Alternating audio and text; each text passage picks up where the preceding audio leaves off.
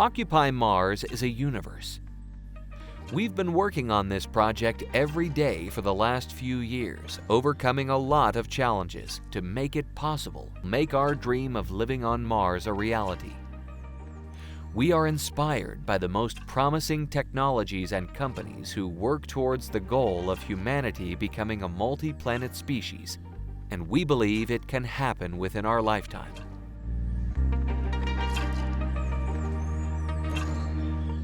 Aloha from Hawaii. My name is Michaela Musilova. I'm the director of the HI-SEAS Analog Space Station. HI-SEAS stands for Hawaii Space Exploration, Analog, and Simulation, and it's a research station on the volcano Mauna Loa in Hawaii at approximately 8,200 feet.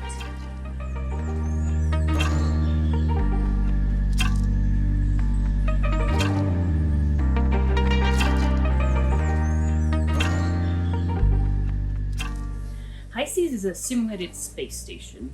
Here we try to recreate what the first colonies or settlements on the Moon and Mars would be like. To go outside of the HI-SEAS station, we have to wear analog spacesuits, just like you would do on the Moon and Mars. Can't just go outside, you would die in the terrible conditions that await humans outside a station on the Moon and Mars. So here we have to go through a full procedure where you put on these analog suits that can take up to 45 minutes at the very beginning. Once you get used to all the different types of equipment you have to wear, the helmets you put on and your life support systems that you activate, then you go through airlock procedures. That's when you go into an airlock where the pressure is simulated to decompress to be at the same pressure as the Martian or lunar environment outside of the habitat. And then once you're outside, you behave as if you were really on the Moon and Mars. So you only have a limited amount of time that you can be outside while your life support systems are functional. You can move around pretty freely, except the spacesuits do limit your movement a little bit. You have to be very careful. Sometimes people are not used to the helmets, can't see really where they're walking, so it's a bit difficult. Also, the volcanic terrain around us is dangerous in some places, so the astronauts have to get used to that.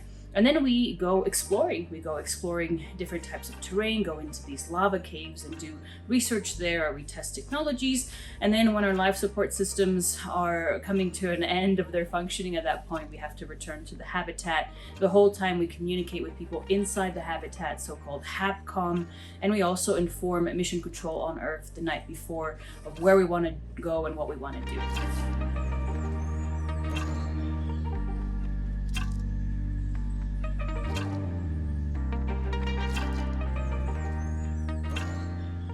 What you're seeing here is our return to the airlock following our EVA. After the two crew members inside the HAB indicated that the airlock was safe to enter, we stepped inside right after brushing off our boots. We do this to keep the Martian dust and rock out of the HAB as much as possible. A few moments later, and we were all standing inside the airlock awaiting recompression. It takes about 3 minutes for the pressure to increase from Mars ambient to HAB ambient, so it's a good little while of standing around and waiting. Wait for your stop. No. I happened to record a video earlier showing how the airlock connects to the engineering and habitation segments. There I'm walking out of engineering and into the airlock. Over to the left is the door into the habitat dome.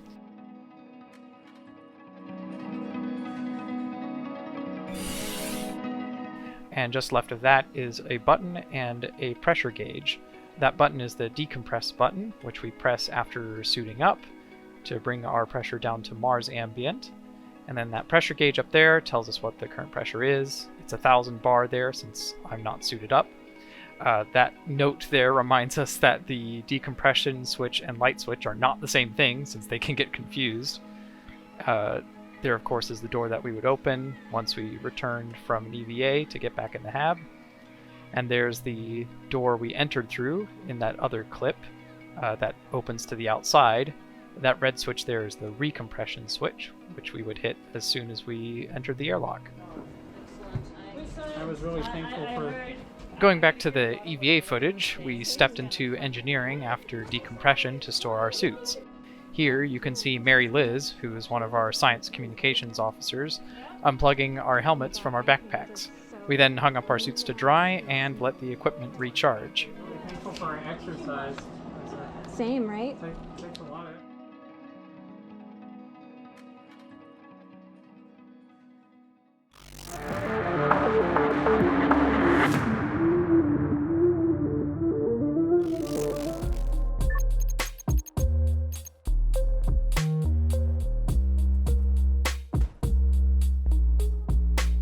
Hello, my name is Luke and I'm software tester at Pyramid Games.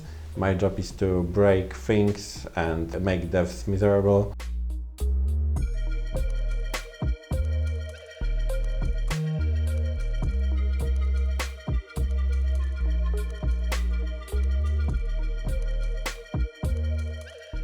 We are going to talk about airlocks, one of the key structures essential for survival on Mars, because it just keeps you alive. And how and why, I will try to explain to you. Airlock keeps oxygen inside, it maintains pressure, it helps you avoid accidental depressurization, and usually there are two doors and some space between them. Without airlocks, you would just lose oxygen all the time. So build airlocks for your own sake.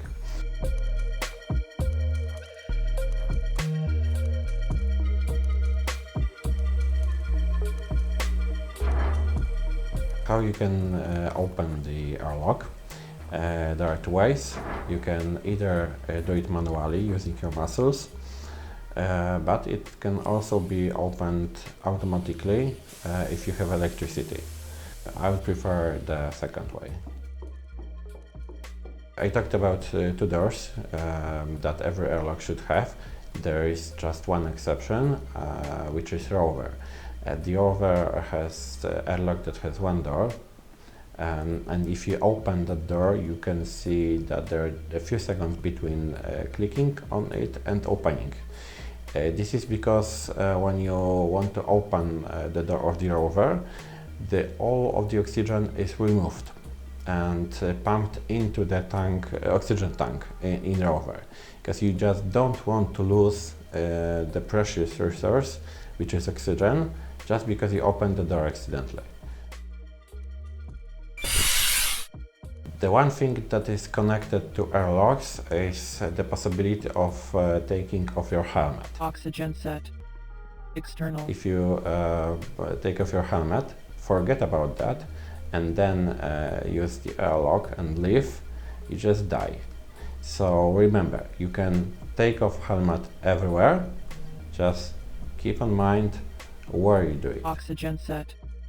External. I have some news from our developers for you, which are actually great news, because we upgraded our game engine, Unity, to latest version, and that gives us a great boost. It makes things much easier. Another news is that we are working on a new terrain, which is more beautiful and more detailed.